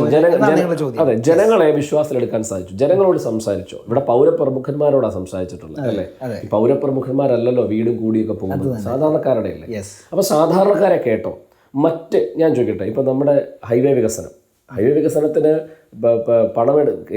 റോഡെടുത്ത് കൊടുക്കാനായിട്ട് വർഷങ്ങൾക്ക് മുമ്പ് നിതിൻ ഗഡ്കരി അന്ന് ട്രാൻസ്പോർട്ട് മിനിസ്റ്റർ ആയതിനു ശേഷം പറഞ്ഞിട്ട് എന്തുകൊണ്ടും കഴിയുന്നില്ല. അപ്പോൾ അതവിടെ നിൽക്കുകയാണ്. അപ്പോൾ അത് നിൽക്കുമ്പോൾ ബിസിനസ്സിന് വേണ്ടിയിട്ട് അല്ലെ കോടികൾ കമ്മീഷൻ കിട്ടുന്നതിന് വേണ്ടിയിട്ട് മാത്രമുള്ള പ്രോജക്റ്റായിട്ട് കൊണ്ടുവരുന്ന സംശയമാണ് നമ്മൾ കേരളത്തിനെതിരെ സംസാരിക്കാൻ ആഗ്രഹിക്കുന്നത്. നിങ്ങൾ കേരളത്തിനെ കാണുന്നത്, ആം ആദ്മി പാർട്ടി കേരളത്തിനെ കാണുന്നത് അത് വലിയ രീതിയിലുള്ള കമ്മീഷൻ അല്ലെങ്കിൽ സാമ്പത്തികമായിട്ടുള്ള അഴിമതിക്കൊക്കെയുള്ള സാധ്യത തുറന്നു കിട്ടുന്ന ഒരു പദ്ധതി കാണുന്നത്. തീർച്ചയായിട്ടും. അല്ലാതെ ജനങ്ങളെ ഒരു തരത്തിലും ഒരു അർത്ഥത്തിലും ജനങ്ങളുടെ ഒരു തരത്തിലും അത് അഡ്രസ്സ് ചെയ്യുന്ന ഒരു പ്രശ്നം ഒരു പദ്ധതിയായിട്ട് കാണുന്നില്ല. അല്ല, അഡ്രസ്സ് കേരളയിൽ എന്ന് പറയുന്ന പദ്ധതി കേരളത്തിന് ആവശ്യമാണോ ഇല്ലയോ എന്നുള്ളൊരു ഡിസ്കഷൻ പോലും ബേസിക്കലി നടന്നിട്ടില്ല. കേരളയിൽ അടിച്ചേൽപ്പിക്കുകയായിരുന്നു. കേരളയിൽ ആവശ്യമാണോ? ജനങ്ങളെ അത് ബോധവൽക്കരിക്കേണ്ടത്. ആദ്യം ഒരു നയം, ജനങ്ങളുടെ വീടും അവരുടെ വസ്തുവും അവരുടെ സ്വപ്നങ്ങളും ഒക്കെ പോകുന്ന ഒരു സംവിധാനത്തിലേക്ക് നമ്മൾ വികസനത്തിൻ്റെ ഒരൊറ്റ പേരിൽ ഇറങ്ങുമ്പോൾ അവരെ വിശ്വാസത്തിലെടുക്കാൻ പാർട്ടിയിൽ കഴിഞ്ഞിട്ടില്ല. എന്നിട്ടൊരു റഫറൻഡം, നമ്മൾ വിദേശ രാജ്യങ്ങളൊക്കെ നോക്കൂ, ഇപ്പം കേജ്രിവാളിൻ്റെ പല നയങ്ങളും ചെയ്യുന്നത് അദ്ദേഹം റഫറൻഡം കൂടുന്നുണ്ട്. ജനസഭ എന്ന് പറയുന്ന അദ്ദേഹത്തിൻ്റെ സ്വരാജ് എന്ന് പറയുന്ന വലിയ ആശയമാണ്. ജനങ്ങളെ ഒന്നിപ്പിച്ചിരുത്തി അവരുടെ ആശയം കേട്ട് ഡൽഹിയിലെ ആരോഗ്യകോശ പദ്ധതികൾ പോലും ജനങ്ങളുമായി സംവേദനം നടത്തി അവരിൽ നിന്ന് കിട്ടിയ ഞങ്ങൾക്ക് ഇങ്ങനെ ഒരു പദ്ധതി ആവശ്യമാണ് എന്ന് പറഞ്ഞതിൻ്റെ അടിസ്ഥാനത്തിൽ വന്ന പദ്ധതികളാണ് ഡൽഹിയിലെ സ്കൂളുകളിൽ, അവിടുത്തെ ആരോഗ്യ കേന്ദ്രങ്ങളിൽ ആരോഗ്യ മഹലുകൾ തുടങ്ങിയിരിക്കുന്നു. അതെല്ലാം വന്നത് അപ്പം ജനങ്ങളെ കേൾക്കുന്നില്ലല്ലോ ഇവിടുത്തെ രാഷ്ട്രീയ നേതാക്കന്മാർ. അപ്പം ആം ആദ്മി മുമ്പോട്ട് വെക്കുന്നത് എന്ത് വികസനവും നമുക്ക് കൊണ്ടുവരണം. വികസനം ആവശ്യമാണ്, കാലത്തിനനുസരിച്ചുള്ള മാറ്റങ്ങൾ ആവശ്യമാണ്. പക്ഷെ അത് ജനങ്ങളെ, വോട്ട് ചെയ്യുന്ന ജനങ്ങളെ, അത് മഹാത്മാഗാന്ധിയുടെ ഒരു പ്രഖ്യാപിത നയമാണ്. അദ്ദേഹം പറയുന്നത് ഒരു രാജ്യത്തൊരു നയം രൂപീകരിക്കുമ്പോൾ ഒരു നിയമം എന്തായാലും ചെയ്യുമ്പോൾ ആ നിയമം മൂലം അല്ലെ ആ നിയമം മൂലം ഏറ്റവും താഴെത്തട്ടിലുള്ള ആളെ അതെങ്ങനെ ബാധിക്കുന്നു നോക്കണം. ഏറ്റവും മേളിലുള്ള ആൾക്ക് വലിയ പ്രശ്നമൊന്നും എന്ത് വിഷയം കൊണ്ടുവന്നാലും ഇല്ല, ശരിയല്ലേ? ഇപ്പം രാജ്യത്ത് നോട്ട് നിരോധനം വന്നപ്പോൾ ഏറ്റവും കൂടുതൽ ബാധിച്ചതാരെയാ? ഏറ്റവും സാധാരണക്കാരനെയാണ്. അവൻ്റെ കയ്യിലേക്ക് 2000 രൂപ എടുത്ത് കൊടുത്തിട്ട് അവൻ്റെ പുതിയ തേങ്ങയായിട്ട് കുരങ്ങൻ നടക്കുന്നത് നടക്കുക, ഇത് മാറാൻ പറ്റുന്നില്ല, അവൻ്റെ ഒരു നാരങ്ങ വെള്ളം കുടിക്കാൻ പറ്റുന്നില്ല. വലിയ സമ്പന്നർക്ക് അത് പ്രശ്നമില്ല. അവരെ ഈ ഇത്തരം നയങ്ങളെന്ന് പറയുന്ന വലിയ രീതിയിൽ ബാധിക്കില്ല. ശരി. അപ്പം ആ രീതിയിൽ സാധാരണക്കാരെ, അതുകൊണ്ടല്ല ആം ആദ്മി എന്ന് പറയുന്നത്, സാധാരണക്കാരെ കിട്ടും. അവർ പറയട്ടെ കേരളയിൽ ആവശ്യമാണെന്ന്. ആ നിലയ്ക്കാണെങ്കിൽ നിങ്ങൾ വിഴിഞ്ഞം പദ്ധതിയെ പോലും ആ നിലയ്ക്ക് നോക്കുകയാണ് എങ്കിൽ സാധാരണക്കാരെ വലിയ രീതിയിൽ ദുരിതത്തിലാകുന്ന ഒരു പദ്ധതിയിൽ നിങ്ങളും ആ പദ്ധതിക്കെതിരെ നിൽക്കേണ്ടത്. തീർച്ചയായിട്ടും ഇന്ന് പിന്നെ ആം ആദ്മി പാർട്ടിയുടെ സംസ്ഥാന പ്രസിഡന്റിന്റെ പിന്നെ അവിടുത്തെ പ്രതിഷേധ സമരം ഇന്നുണ്ടായിരുന്നല്ലോ. ആം ആദ്മി പാർട്ടി പറഞ്ഞ് സംസാരിച്ചിട്ടുണ്ടല്ലോ. വിഴിഞ്ഞം പദ്ധതി അടക്കമുള്ള ഏത് പദ്ധതിയാണെങ്കിലും ആ പദ്ധതിയിൽ നമുക്ക് ഇവിടെ ജനങ്ങളെ കൺവിൻസ് ചെയ്യാനും അവരെ ബോധവൽക്കരിക്കാനും വളരെ എളുപ്പമാണ്. അതെ, സാക്ഷരതയിൽ അത്രയധികം മുന്നിൽ നിൽക്കുന്ന ഒരു സംസ്ഥാനത്ത്, തീർച്ചയായിട്ടും കമ്മ്യൂണിക്കേഷൻ സംവിധാനങ്ങളൊക്കെ ഏറ്റവും കൂടുതൽ സംസ്ഥാനത്ത് അതെ ആളുകൾ ബോധവൽക്കരിക്കപ്പെടുക വളരെ സാധ്യതമാണ്. പക്ഷേ അതിന് ശ്രമിക്കുന്നില്ല. അതിന് ശ്രമിക്കുക എന്ന് പറയുന്നതാണ് ആം ആദ്മി മുമ്പോട്ട് വെക്കുന്ന വിഷൻ. ജനസഭയിലൂടെ ആൾക്കാരിലൂടെ. ഇപ്പം ജനസഭ എന്ന് പറയുന്നത് നമുക്കറിയാം, നമ്മുടെ കമ്മ്യൂണിസ്റ്റ് മാർക്സിസ്റ്റ് പാർട്ടിയുടെ ഒരു നയമുണ്ട്. അപ്പം അവരുടെ പാർട്ടി ക്ലാസ്സുകൾ അല്ലെങ്കിൽ പാർട്ടി സംവിധാനം. പക്ഷെ അവിടെ അവിടെ അടിച്ചേൽപ്പിക്കുന്നതാണ്. മേളിൽ നിന്ന് തീരുമാനം താഴെ കൊണ്ടുവന്ന് അടിച്ചേൽപ്പിക്കുക. കേജ്രിവാൾ അങ്ങനെയല്ല. ആം ആദ്മി പാർട്ടിയുടെ നയം അങ്ങനെയല്ല. ജനങ്ങളെ പോയി കേൾക്കുക, അവർക്ക് പറയാനുള്ളത് അവർ പറയട്ടെ. വിഴിഞ്ഞം പദ്ധതി ഇങ്ങനെ ചില ആശങ്കകൾ ഞങ്ങൾക്കുണ്ട്. അവരെ പുനരധിവാസം വലിയ വിഷയമല്ലേ? ആ പുനരധിവാസത്തിന് എന്തെങ്കിലും പാക്കേജുകൾ ഇതൊക്കെ ചെയ്തതിന് ശേഷമല്ലേ നമ്മളിതെല്ലാം ഏറ്റെടുക്കേണ്ടത്, അല്ലെങ്കിൽ ഇതെല്ലാം ചെയ്യേണ്ടത്. അതല്ലാതെ കമ്മീഷൻ വാങ്ങിച്ച് കയ്യിൽ വെച്ചിട്ട് അതെല്ലാം പാർട്ടിയെല്ലാം വീതിച്ചു കൊടുത്തിട്ട് ഒരു ദിവസം വന്ന് സിനിമയിലെ കാണുന്ന പോലെ ഇവരെ മൊത്തം നിങ്ങൾ ഇങ്ങോട്ടേലും ഇറങ്ങിപ്പോകും എന്ന് പറയുന്ന അവരെങ്ങോട്ട് പോകും? സാധാരണ മനുഷ്യരല്ലേ? അപ്പോൾ സാധാരണ മനുഷ്യരെ ചേർത്ത് പിടിക്കുക. ഈ നാട്ടിൽ തുല്യത അല്ലെങ്കിൽ സാമൂഹിക തുല്യത, സാമൂഹിക അസമത്വം എന്ന് പറയുന്ന വലിയ വലിയ രീതിയിലുണ്ട്, നമുക്ക് പറയാൻ കഴിയുക സത്യമാണ്. അങ്ങനെയുള്ള മനുഷ്യരെ ചേർത്ത് പിടിക്കുക എന്നുള്ളതാണ് കേജ്രിവാളിൻ്റെ നയം. ശരി. ആം ആദ്മി പാർട്ടി പ്രത്യേകിച്ച് യുവജനങ്ങളുമായിട്ട് വളരെ കണക്റ്റഡാണ്. എനിക്ക് സോഷ്യൽ മീഡിയയിലൊക്കെ വളരെ സജീവമാണ്. അത് ആം ആദ്മിയുടെ പോസ്റ്റുകൾക്കൊക്കെ യുവജനങ്ങളുടെ ഇടയിൽ വലിയ സ്വീകാര്യതയുമുണ്ട്. പക്ഷേ ഇന്ന് യുവജനങ്ങൾ നേരിടുന്ന വലിയ ചില പ്രശ്നങ്ങളുണ്ട്. നാട്ടിലെ തൊഴിലില്ലായ്മ, പ്രത്യേകിച്ച് നമ്മുടെയൊക്കെ നാടുകളിൽ തന്നെ എല്ലാ വീടുകളിലും 1-2 പേരുമൊക്കെ ഓസ്ട്രേലിയയിലും അല്ലെങ്കിൽ കാനഡയിലേക്കും മറ്റ് വിദേശ രാജ്യങ്ങളിലേക്കൊക്കെ ചേക്കേറേണ്ട ഒരു സാഹചര്യമൊക്കെ നമ്മുടെ മുമ്പിലുണ്ടല്ലോ. അപ്പോൾ ഇത്തരത്തിലുള്ള ഒരു വലിയൊരു അതൊരു തൊഴിൽ തേടി പോകുന്ന ഒരു ജോബ് മാർക്കറ്റിനെ എൻഗേജ് ചെയ്യുന്ന ഒരു പ്രശ്നം മാത്രമല്ല, അതിനെ ബാധിക്കുന്ന മാത്രം പ്രശ്നമല്ല, അതൊരു വലിയൊരു സാമൂഹിക പ്രശ്നം തന്നെയായി മാറുകയാണ് നമ്മുടെ നാട്ടിൽ. തീർച്ചയായും ഇത്തരത്തിലുള്ള പ്രശ്നങ്ങളിൽ ആം ആദ്മി അഡ്രസ് ചെയ്യുന്നുണ്ടോ? അത്തരത്തിലുള്ള വിഷയങ്ങൾ ആം ആദ്മിയുടെ നിലപാട് എന്താണ്? തൊഴിലില്ലായ്മ പ്രശ്നം, തൊഴിൽ എങ്ങനെ നമ്മൾ കൊടുക്കും? തൊഴിലില്ലായ്മ മാത്രമല്ല, മൈഗ്രേഷൻ. നമ്മുടെ ഇന്ത്യയിൽ നിന്ന് തന്നെ ആളുകൾ ഇന്ത്യക്കാരല്ലാതെയായി മാറുന്നു, നമ്മുടെ ഈ നാട്ടിൽ ജനിച്ച് ജീവിക്കേണ്ട മനുഷ്യരായി മാറുന്നു. അതൊരു വലിയൊരു പ്രശ്നമാണ്. അത്തരം പ്രശ്നങ്ങൾ എങ്ങനെയാണ് ആം ആദ്മി കാണുന്നത്? ഇപ്പോൾ സിംഗപ്പൂര് മിനിസ്റ്ററി അരവിന്ദ് കേജ്രിവാളിൻ്റെ യൂത്ത് മിനിസ്റ്ററെ ഒരു സെമിനാറിന് വിളിക്കുകയും അതിൽ ഇന്ത്യയുടെ പ്രതിനിധിയായിട്ട് അദ്ദേഹത്തെ അയക്കാതിരിക്കുകയും ചെയ്തു. വലിയ വിഷയം വിവാദമായിട്ടുണ്ട്. ഡൽഹി ഇപ്പോൾ എങ്ങനെയാണ് നമ്മൾ തൊഴിൽ കൊടുക്കുന്നത്? നമ്മൾ തൊഴിൽ കൊടുക്കുക എന്ന് എപ്പോഴും പറഞ്ഞുകൊണ്ടിരിക്കും. തൊഴിൽ കൊടുക്കുന്നത് എങ്ങനെ കൊടുക്കാൻ നമുക്ക് സാധിക്കും? അപ്പോൾ അതായത് വിദേശ രാജ്യങ്ങളിലേക്ക് എങ്ങനെ ആൾക്കാർ പോകും, ചെറുപ്പക്കാർ പോകുന്നത്? അതായത് ഇവിടെ ചെയ്യുന്ന തൊഴിലിന് അല്ലെങ്കിൽ ഇവിടെ ചെയ്യുന്ന മണിക്കൂറിന് ഇതിനേക്കാളും കൂടുതൽ ഇൻകം അവന് ഏൺ ചെയ്യാൻ മറ്റൊരു രാജ്യത്ത് ലഭിക്കുമെങ്കിൽ അവൻ അവിടേക്ക് പോകും. അതെ. അപ്പോൾ ആ രീതിയിൽ നമ്മുടെ രീതികളെ പ്രൊഫഷണൽ വൽക്കരിക്കണം. ഇപ്പോൾ KSRTC ഇപ്പം ഡൽഹിയിലെ പിന്നെ ട്രാൻസ്പോർട്ട് സിസ്റ്റം എങ്ങനെ മാറിയെന്നറിയാം. അപ്പോൾ അവിടെ യാത്രയും ചോദിച്ചാൽ മതി. കേരളത്തിൽ ഏറ്റവും മനോഹരമായിട്ട് ചെയ്യാൻ സാധിക്കുന്ന ഒരു സംവിധാനമാണ് KSRTC. KSRTC ആണല്ലോ നമ്മുടെ ഏറ്റവും ബേസ്, നമ്മുടെ യാത്രയുടെ ഏറ്റവും ബേസ് എന്ന് പറയുന്നത് KSRTC. പക്ഷെ ഇന്ന് അവിടെ അവർക്ക് ശമ്പളമില്ല, ഏറ്റവും കൂടുതൽ. അപ്പോൾ അവിടെ പ്രൊഫഷണൽ വൽക്കരിക്കുക എന്ന് പറയുന്ന ഒരു വലിയ ആശയമുണ്ട്. അപ്പോൾ അവിടേക്ക് പ്രൊഫഷണൽ വൽക്കരിക്കുമ്പോൾ KSRTCയിലേക്ക് ചെറുപ്പക്കാർ ജോലിക്ക്, ഇവിടെ KSRTCയിൽ ഒരു എംപ്ലോയി ആയാൽ ഈ രാജ്യത്ത് നിൽക്കണമെന്നും അവിടെ ജോലി ചെയ്യണമെന്നും എനിക്ക് ആഗ്രഹം വന്നാൽ ഞാൻ അവിടെ നിൽക്കും. അപ്പം തൊഴിൽ കൊടുക്കുക എന്ന് പറയുന്നത്, നമുക്ക് തൊഴിൽ കൊടുക്കണം. ഇപ്പോൾ കഴിഞ്ഞ CPM സംസ്ഥാന സെക്രട്ടറിയായിട്ട് ഗോവിന്ദൻ മാസ്റ്റർ വന്ന സമയത്ത് അദ്ദേഹത്തിൻ്റെ ആദ്യത്തെ ഭാഷണം 20,000 തൊഴിൽ കൊടുക്കും. എന്ത് തൊഴിലാണ് കൊടുക്കുന്നത്? തൊഴിൽ കൊടുക്കുന്ന എന്താ? സിവിൽ സപ്ലൈസ് ഇപ്പോൾ വൈകിട്ട് കുപ്പി വാങ്ങിക്കുന്നതല്ല തൊഴിൽ, അല്ലെങ്കിൽ MDMA വിൽക്കുന്നതല്ല തൊഴിൽ. ഇവിടെ തൊഴിലവസരം കൊടുക്കുക. ഇപ്പോൾ ഉദാഹരണം ഞാൻ പറഞ്ഞാൽ, നമ്മുടെ വയനാട്ടിൽ ബാണാസുര എന്ന് പറയുന്നൊരു അണക്കെട്ട് ഒരു കേന്ദ്രമുണ്ട്. ഞാൻ കഴിഞ്ഞ ഒരു 2-4 മാസം അവിടെ പോയി, ഈ വയനാട്ടിൽ പോയി. അവിടെ ചെന്നപ്പം നമ്മൾ ഈ ന്യൂസിലാൻഡിലും സ്വിറ്റ്സർലൻഡിലും കാണുന്ന പോലെയുള്ള തടാകങ്ങൾ നമ്മൾ കണ്ടിട്ടില്ലേ ഫോട്ടോയിലൊക്കെ, വലിയ കൊച്ചു അവിടുത്തെ ബോട്ടിങ്ങും ഒക്കെ. ഞാൻ അവിടെ ചെന്നപ്പോൾ കണ്ടത് അതിനേക്കാളൊക്കെ എത്രയോ ഗംഭീരമായ മനുഷ്യനിർമ്മിതമായ സ്ഥലമാണ്. പക്ഷെ ടൂറിസത്തിന് ഒരു പ്രൊമോഷനും അവിടെ ഇല്ല. അവിടെ ആകെയുള്ളത് 4 ഉണക്ക ബോട്ടുകളും ഒരു സ്റ്റാഫും ഉണ്ട്. ബാംഗ്ലൂരിൽ നിന്നും മറ്റേടത്തൊക്കെ ആൾക്കാർ വന്ന് മടങ്ങിപ്പോവുക. കാര്യം എന്താ, ടൈമിംഗ് ഇല്ല. 5:30 ആകുമ്പോൾ പൊക്കോണം, 5:30 ആകുമ്പോൾ നിർത്തി പൊക്കോണം. സത്യത്തിൽ 5:30 ശേഷമല്ലേ, നൈറ്റ് അല്ല ഇത്തരം സ്ഥലത്ത് ആൾക്കാർ വരേണ്ടത്. അവിടെ സെക്യൂരിറ്റി ഇല്ല, അവിടെ സ്റ്റാഫില്ല, ഒരു സംവിധാനമില്ല, ഭക്ഷണം കഴിക്കാനും വെള്ളം കുടിക്കാനും പോലും ഒരു സാധനമില്ല. അപ്പം ഭാവനാശേഷിയുള്ള ഒരു ലീഡേഴ്സാണ് കേരളം ഭരിക്കുന്നതെങ്കിൽ സ്വാഭാവികമായിട്ടും MBA പഠിക്കുന്ന നമ്മുടെ വിദ്യാർത്ഥികൾ, ടൂറിസം മേഖലയിൽ വരുന്നവർ ഈ രാജ്യത്ത് നിൽക്കാനുള്ള സംവിധാനമില്ല. ആലപ്പുഴ കിഴക്കിൻ്റെ വെനീസ് എന്നാണ് പറയുന്നത്. ആലപ്പുഴയിൽ ഏറ്റവും മനോഹരമായി ചെയ്യാം. നമ്മൾ ഇപ്പം എനിക്കറിയാം ന്യൂസിലൻഡിലൊക്കെ പോയി വെച്ചാൽ ടൗൺഷിപ്പിലൂടെയാണ് തടാകങ്ങളിൽ യാത്ര ചെയ്ത് പോകുന്നത്. ആലപ്പുഴയാണ് ഏറ്റവും മനോഹരമായി ക്ലീൻ ചെയ്ത്. കൊല്ലത്തിന് ഇപ്പം ഞാൻ പറഞ്ഞത് ഞാൻ കൊല്ലം ജില്ലയിൽ സംസാരിക്കുന്നത്. കൊല്ലം ജില്ലയിൽ നിന്ന് ആലപ്പുഴ വരെ ജലഗതാഗതം ലഭ്യമാകും. തോടുകളിലൂടെ ജലഗതാഗതം ലഭ്യമാകുന്നതാണ്. 12 വർഷമായി കൊല്ലം തോട് നവീകരിക്കാൻ ടെൻഡർ കൊടുത്തിട്ട് ഇപ്പോഴും അടുത്ത് ചെളിവാരിയിട്ടില്ല.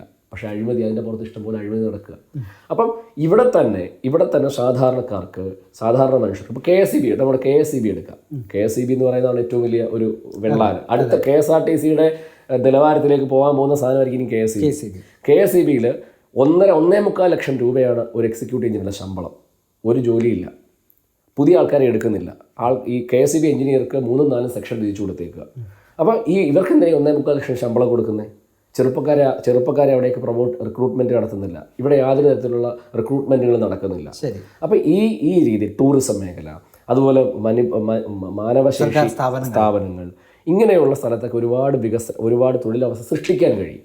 അത് സൃഷ്ടിച്ച് ജനങ്ങളെ ആകർഷിച്ച് ഒരുപക്ഷെ ടൂറിസം മിനിസ്റ്റർ റിയാസൊക്കെ അതിനുവേണ്ടി ശ്രമിച്ചിട്ടുണ്ട്. പക്ഷേ അതൊന്നും പ്രാവർത്തികമാകുന്നില്ല, അതിൻ്റെ ലക്ഷ്യത്തിലേക്ക് എത്തുന്നില്ല. അതിനു മുമ്പ് എവിടെ വെച്ചു ഇത് മിസ്സാവുന്നു, എവിടെ വെച്ച് ഈ പദ്ധതികൾ നശിച്ചു പോകുന്നു. അപ്പോൾ നമ്മുടെ ഒരു വിഷൻ, അല്ലെങ്കിൽ ആം ആദ്മി പാർട്ടി എന്ന് പറയുന്ന പാർട്ടിയുടെ എന്നല്ല, അതിൻ്റെ നേതാക്കന്മാരുടെ വിഷൻ എന്ന് പറയുന്നത് കേരളത്തിലെ വിഭവങ്ങളെ ഗംഭീരമായി ഉപയോഗിച്ചുകൊണ്ട് തന്നെ ഇവിടെ തൊഴിലവസരം സൃഷ്ടിക്കാൻ കഴിയും. ചെറുപ്പക്കാർ പുറത്തു പോയവർ ഇവിടേക്ക് മടങ്ങി വരാനുള്ള സൗകര്യവും സാധ്യതയും വേണം. ഇപ്പോൾ കോവിഡ് സമയത്ത് കേരളത്തിൻ്റെ മുഖ്യമന്ത്രി പറഞ്ഞു, വിദേശത്തുനിന്ന് പ്രവാസികൾ തിരിച്ചു വരുമ്പോൾ ഇവിടെ സൗകര്യം ഏർപ്പെടുന്നതെന്ന് പറഞ്ഞു. പ്രവാസികൾ നാട്ടിൽ ഇപ്പോഴും വന്ന് ഒരു പണിയില്ല ജീവിക്കുന്നവരുണ്ട്. അവർ ചോദിക്കുകയാണ് എന്താ സംവിധാനമുള്ളത്? കേരളത്തിന് പുറത്തുള്ള പ്രവാസികൾ മുഴുവൻ കൂട്ടായിട്ട് വിദേശ നയം മാറി കേരളത്തിൽ തിരിച്ചു വന്നാൽ കേരളം സത്യത്തിൽ ശ്രീലങ്കയെക്കാളും പട്ടിണിയിലേക്ക് പോകും. ഇവിടെ യാതൊരു തരത്തിലുള്ള ഇൻഫ്രാസ്ട്രക്ചർ ഡെവലപ്മെൻറ്റ്സും ഇല്ല. ഇവിടെ ബിസിനസ്സുകാരെ വളർത്തുന്നില്ല, ബിസിനസ് കൾച്ചറില്ല. നമ്മൾ എൻ്റർപ്രനേഴ്സിനായിട്ടുള്ള ആൾക്കാരെ വളർത്തുന്നുണ്ടോ? അവരെ ഓടിക്കുകയാണ്. അവർക്ക് നൂലാമാലകൾ, നിയമത്തിൻ്റെ നൂലാമാലകൾ, ഒരു ലൈസൻസ് എടുക്കാൻ പോയാൽ പഞ്ചായത്തിൽ നിന്നും ഇതിൻ്റെ നൂലാമാല, അവിടെ എല്ലാം ഈ പറയുന്ന തരത്തിലുള്ള നിയമങ്ങളുടെ നൂലാമാലകൾ പിടിച്ചുകൊണ്ട് പോവുക. അപ്പോൾ ഇത്തരത്തിൽ, അതുപോലെ ആം ആദ്മി പാർട്ടിയുടെ ഞാൻ മനസ്സിലാക്കുന്ന കാര്യം, അതായത് ഒരു പെർഫോമൻസ് അടിസ്ഥാനത്തിൽ പോലും അവർ ഇപ്പോൾ MLA, നമ്മളിപ്പോൾ MLA മത്സരം ജയിപ്പിച്ചു. ഒരു MLA ജനങ്ങൾക്ക് വേണ്ടി ഒരു വർഷം അവൻ്റെ തൊഴിൽ അല്ലെങ്കിൽ അവൻ ചെയ്യുന്നത് ശരിയല്ലെങ്കിൽ അവന് കൃത്യമായ മോണിറ്ററിംഗ് സംവിധാനം, പ്രോഗ്രസ് റിപ്പോർട്ടുണ്ട്. ആ റിപ്പോർട്ടിൻ്റെ അടിസ്ഥാനം ഇപ്പോൾ രാഘവ് ചദ്ദ എന്ന് പറയുന്ന മിനിസ്റ്ററാണ് ഡൽഹിയിലെ ഏറ്റവും യൂത്ത് ഐക്കൺ മിനിസ്റ്ററായിട്ട് ഇപ്പോൾ തിരഞ്ഞെടുക്കുന്നത്. അദ്ദേഹമാണ് ഗുജറാത്തിൽ ഈ പാർട്ടിയുടെ ഇപ്പോഴത്തെ മുഴുവൻ നേതൃത്വം വഹിക്കുന്ന രാഘവ് ചദ്ദ 34 വയസ്സുള്ള ചെറുപ്പക്കാരനാണ്. അയാൾ IIM നിന്ന് വർക്ക് ചെയ്ത ബിസിനസ് ഹോൾഡറാണ്. അവർക്കൊന്നും അഴിമതി കാണിക്കേണ്ട കാര്യം ഒരു പക്ഷേ സാധ്യതയില്ല. കാര്യം എന്താ, അവർ പണമൊക്കെ കണ്ടും അതൊക്കെ മനസ്സിലാക്കി വരുന്നവരാണ്. അപ്പോൾ അത്തരത്തിലൊരു പവർ പൊളിറ്റിക്സിലേക്ക് ഉപരി ഒരു വെൽഫെയർ പൊളിറ്റിക്സ്, ഈ രാജ്യം വികസിക്കണമെന്നും എൻ്റെ സഹോദരങ്ങൾ ഗംഭീരമായി ജീവിക്കണമെന്നും ആഗ്രഹിക്കുന്ന ഒരു പൊളിറ്റിക്സാണ്. അത്തരത്തിൽ മാത്രമേ തൊഴിലവസരങ്ങൾ സൃഷ്ടിച്ചാൽ മാത്രമേ ചെറുപ്പക്കാരെ വരുള്ളൂ. അല്ലാതെ ഇവിടെ തൊഴിലവസരമുണ്ട്, PSC കുറേ എക്സാം എഴുതാം, അവിടെ കാത്തിരിക്കുക എന്ന് പറഞ്ഞാൽ തൊഴിലവസരമല്ല. ടൂറിസം, നമ്മളിപ്പോൾ ടൂറിസം ഞാൻ നേരത്തെ ഒന്നുകൂടെ അത് പറയുകയാണ്. ടൂറിസം മേഖലകൾ, അതുപോലെ കൃഷി.